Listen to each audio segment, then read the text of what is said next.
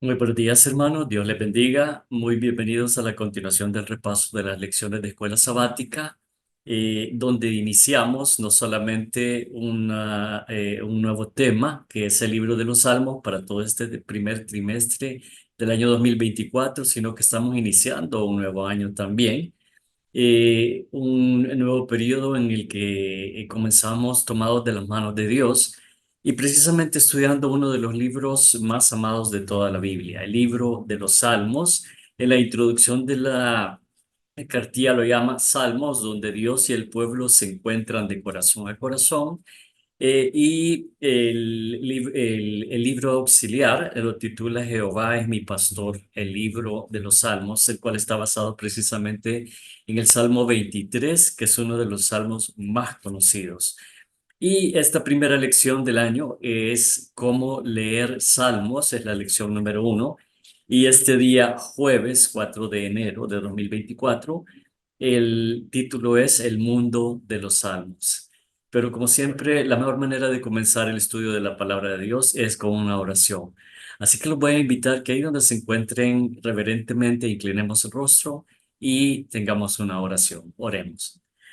Padre nuestro que estás en los cielos, santificado sea tu nombre. Señor, realmente estamos agradecidos, y porque podemos decir, como dice en tu palabra, Señor, Ebenezer, hasta aquí nos ayudó Jehová. E iniciamos un nuevo ciclo en nuestra vida, Señor, un nuevo ciclo donde queremos caminar contigo, para poder llegar eventualmente, Señor, con tu ayuda, porque no podemos hacerlo solos, solo tú tienes el poder para ayudarnos a ser más que vencedores por medio de aquel que nos amó, nuestro Señor Cristo Jesús. Y por eso queremos comenzar este nuevo periodo de tiempo tomados de tu mano, Señor, y estudiando tu palabra. Gracias por perdonar nuestros pecados, Señor. Gracias por habernos cuidado hasta este momento.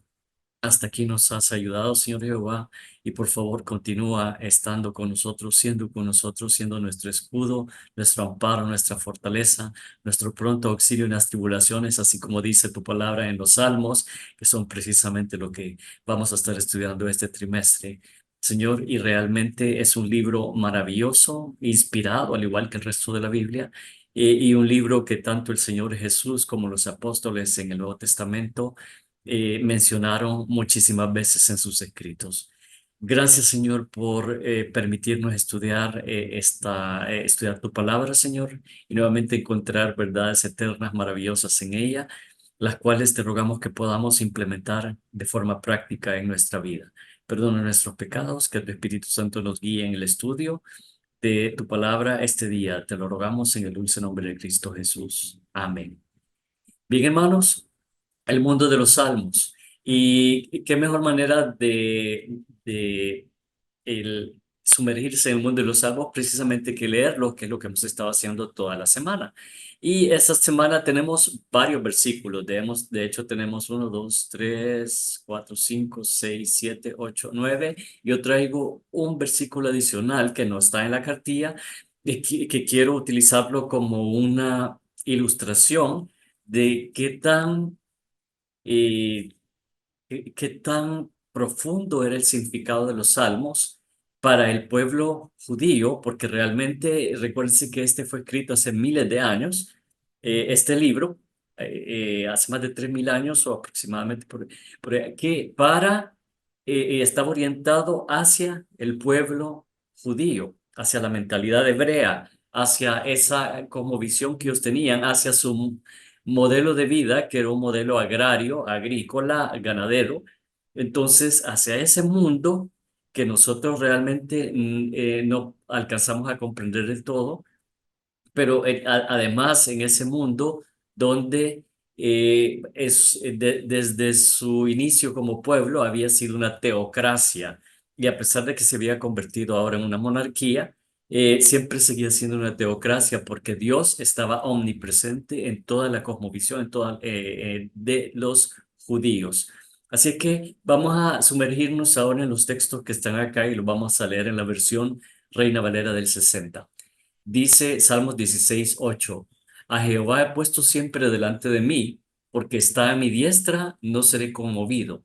Salmos 44:8. En Dios nos gloriaremos todo el tiempo y para siempre alabaremos tu nombre, Selah. Salmos 46:1. Dios es nuestro amparo y fortaleza. Ese es el título del salmo. Dice el músico principal de los hijos de Coré, salmo sobre Alamot. Y este es un salmo que no fue compuesto por David, sino por los hijos de Coré. Y este es uno de los versículos más queridos de los salmos. Dice Salmo 46:1. Dios es nuestro amparo y fortaleza, nuestro pronto auxilio en las tribulaciones. Y luego Salmo 47, versículo 1, y este salmo tiene por título Dios, el Rey de toda la tierra. Dice, también es otro salmo de los hijos de Coré, dice el músico principal, salmo de los hijos de Coré. Versículo 1, pueblos todos, batid las manos, aclamad a Dios con voz de júbilo. Y el versículo 7, porque Dios es el Rey de toda la tierra, cantad con inteligencia. Realmente los salmos también eran cánticos, no solamente poemas. El hecho de que Dios no haya permitido que las partituras con las que los salmos se acompañaban llegaran hasta nuestro tiempo, nos dice que realmente tiene que haber sido algo, Dios no quería el circunscribirnos a la música de esa época, pero viendo los instrumentos y la historia bíblica y cómo los servicios en el santuario fueron diseñados ya por el rey David, más esquematizados, realmente tiene que haber sido algo muy solemne, una música muy solemne y el tipo de instrumentos también eran instrumentos que invitaban a la reflexión, no eran instrumentos bulliciosos, sino que eran instrumentos que impartían serenidad, aunque también podrían ser instrumentos también que podían llevar un ritmo de alegría, de alabanza, de adoración a Dios. Bien, el Salmo 57:2 ahora. Clamaré al Dios Altísimo, al Dios que me favorece. Salmos 62:8. Esperad en Él en todo tiempo, oh pueblos, derramad delante de Él vuestro corazón, Dios es nuestro refugio, Selah.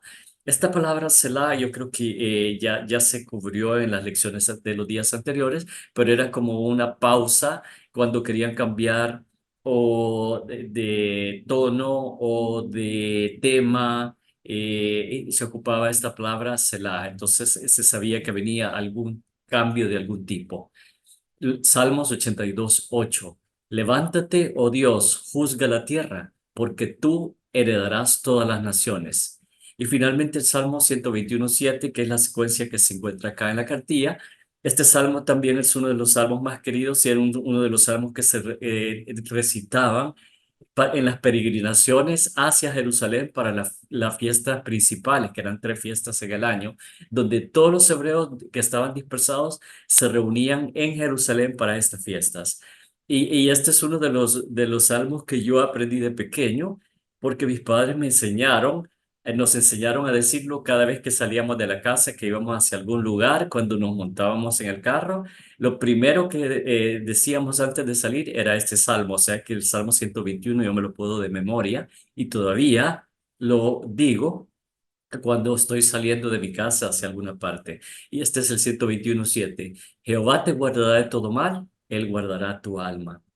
Eh, Realmente no solamente el mundo de Salomón, como dice la cartilla, sino que el mundo de todos los israelitas estaba enfocado en Dios. Dios era omnipresente, el santuario era omnipresente. Recuerden que el tabernáculo estaba en el desierto, estaba en el centro del campamento de Israel y todas las tribus estaban alrededor. Realmente entonces era algo omnipresente. ¿Por qué? Porque el tabernáculo, el santuario, era el lugar donde Dios quería morar con su pueblo. Entonces, de hecho, la adoración que está tipificada en los salmos era algo totalmente omnipresente en la vida de los judíos.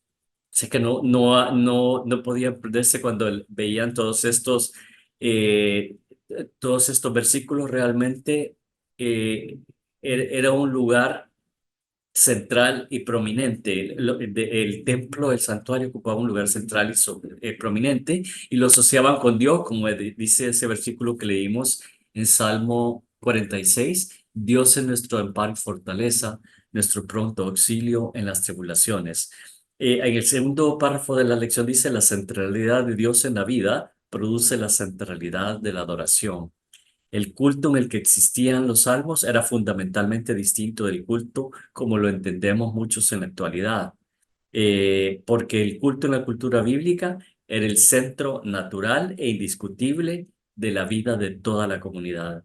Entonces, realmente, recuérdense que el templo estaba abierto todo el tiempo para lo que los pecadores llevaban en cualquier momento su ofrenda por el pecado y realmente el sacrificio por el pecado y tenían que ellos pasar por ese proceso de limpieza. Entonces realmente el templo era algo central en las vidas de los israelitas y debería ser algo central en nosotros. Ahora ya no tenemos un santuario que sea, digamos, el lugar a donde todos convergemos. Pero sin embargo tenemos nuestros templos donde llegamos a adorar a Dios, pero la alabanza no debe terminarse solo el día que estamos en el templo, sino que la alabanza debería existir, la alabanza y la adoración debería existir todos los días en nuestra vida. Y para que vean qué significativo son los salmos para el pueblo y que nosotros no alcanzamos a comprender su significado tan profundo, los voy a invitar a que leamos el salmo, en los salmos, el Salmo 76, versículo 2. Dice, es un versículo bien sencillo, pero tiene una profundidad increíble. Dice, en Salem está su tabernáculo. Salem es como una abreviación de Jerusalén. Entonces dice en Salem, que significa paz, shalom, que era lo que estaba asociado con Dios, la verdadera paz que le daba a su pueblo. En Salem está su tabernáculo y su habitación en Sión. Y acá la autora de la lección, en una ilustración que ella daba acerca de este versículo precisamente, decía que la palabra hebrea para tabernáculo que está ahí no se refiere precisamente al santuario, sino que es la palabra sukkah o suk, que significa caseta o tienda, y que la referencia era a la fiesta de los tabernáculos, que era la fiesta que se celebraba en Israel para precisamente recordar el tiempo que habían andado de peregrinos en el desierto, los 40 años. Entonces era un recordatorio de cómo también siempre como Dios los había sacado de Egipto y cómo Él los había liberado, y esa es era la última de las fiestas anuales. Entonces el concepto de tabernáculo era una caseta, era una tienda que proveía refugio, nuevamente está relacionado como Dios, con Dios como refugio, que proveía refugio del sol, permitía que guardaran sus herramientas, si estaba lloviendo podían irse a cobijar en esta caseta, en esta tienda. Era realmente un refugio.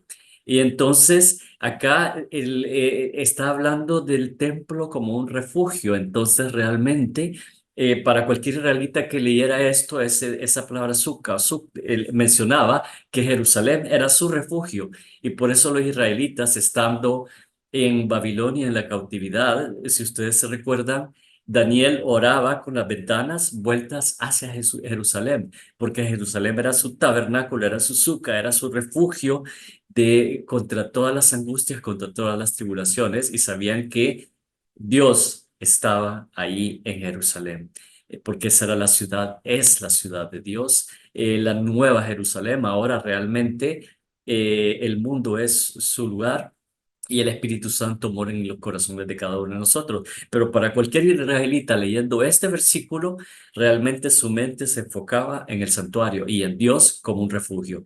Y la segunda frase es, y su habitación en Sión.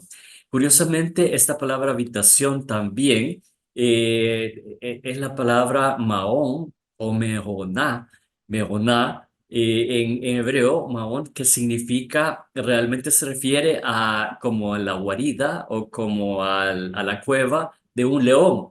Y entonces, para los israelitas a leer esto, simplemente se enfocaban en el león de la tribu de Judá, y Dios como león, protegiéndolos. Entonces, nuevamente, su habitación en Sión era un símbolo de la promesa de Dios de cuidar a su pueblo a lo largo de todas las edades. y realmente lo hizo. Él los liberó de Egipto, los guardó a lo largo de todo el desierto, los estableció en Canaán y realmente se enseñorearon de todos los pueblos circunvecinos. Así es que realmente en este versículo hay una profundidad que cualquier israelita hubiera comprendido y siempre le llevaba hacia el Dios vivo, el Dios fuerte, el Dios todopoderoso, Jehová de los ejércitos, que era el protector de Israel. Así es que, hermanos, el mundo de los salmos es un mundo extraordinario que nos trae lecciones que miles de años después aún son para nosotros, porque al igual que los israelitas, al igual que Adán, desde que entró el mundo, somos seres emocionales. Y a pesar que no debemos dejar que las emociones nos rijan a nosotros, este mundo de los salmos también es un mundo emocional y habla de nuestras emociones a Dios y nos dirige hacia Dios. Entonces, la pregunta al final del día dice, ¿cómo pueden ayudarnos los salmos a comprender que no podemos limitar a Dios únicamente a ciertos aspectos de nuestra existencia? Entonces, cuáles pueden ser los aspectos de tu vida en los que intentas mantener al Señor a distancia? Y realmente, al igual que para los israelitas, hermanos, Dios debería ser omnipresente en nuestras vidas, en todos los aspectos de nuestras vidas. Así es que esa es la invitación para ahora, que el mundo de los salmos sea nuestro mundo también y que Dios pueda tener un lugar central y prominente en nuestras vidas. Que Dios les bendiga grandemente.